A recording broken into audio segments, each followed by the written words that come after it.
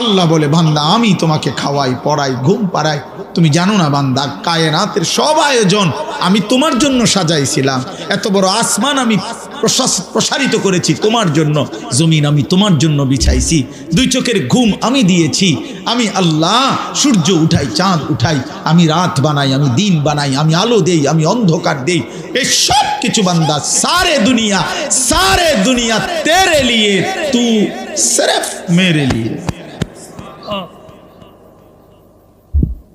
তু সির্ফ মেরে লিয়ে। তাম দুনিয়া তো বান্দা আমি তোমার জন্যই দিয়েছিলাম, শুধু তোমাকেই আমার জন্য চাইছিলাম। আমি বলছি আমার পৃথিবী তুমি ভোগ করো বান্দা, শুধু আমার একটা সেজদা দাও, আমার গোলামি কর, আমার গোলামি কর।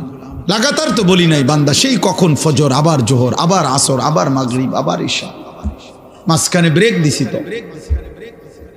1 বছর পরে আবার রমজান, সারা জীবন মিলাইয়া একবার হজ, বছর শেষে একবার যাকাত, তাও 40 টাকায় 1 টাকা, 100 টাকায় 2.5 টাকা, 97.5 টাকা তোমার, মাত্র 2.5 টাকা আমি নিলাম। তাও আমি নিলাম না, আমি তোমার হাতেই আমার গরিব দুঃখী বান্দাদেরকে তুমি দাও, তো বিনিময়ে আমি আল্লাহর রাজিও হব, আর গরিব দুঃখীও তোমাকে ভালোবাসবো। তো মাটিতে ফেলে দিতে বলি নাই। যাকাত কি মাটিতে খুঁড়ে দিতে বলছে? যাকাতের টাকাটা কি কবরে দাফন করে রাখতে কইছে? অভাবীকে দাও, তুখাযু মিন আগনিয়াইহিম ওয়া তুরাদ্দু ইলা ফুকারাইহিম। আল্লাহর নবী বলছেন, গরিব ধনীদের থেকে নেওয়া হবে, দরিদ্রদের মাঝে বন্টন করা হবে।